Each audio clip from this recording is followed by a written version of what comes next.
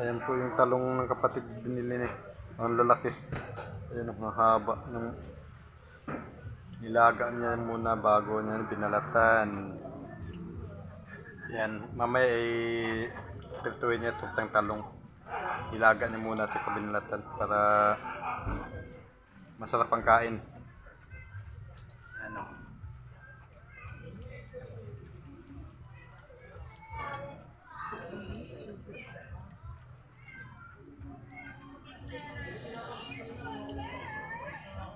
Mainit pa.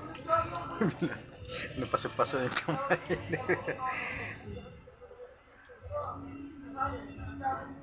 Nilalaga muna yung talong bago tutortahin. Hindi lang inihaw kasi nag-ulan, nag-ambon, kaya nilaga na lang para mabilis. Ayan, alright. Dito lang ating vlog ngayong araw na ngayong gabi na to, at hanggang dito na lang ang ating video. Shout out sa kapatid ko na nagbalat.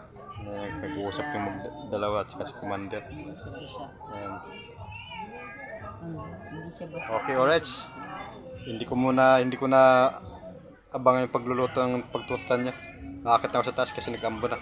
Bye bye!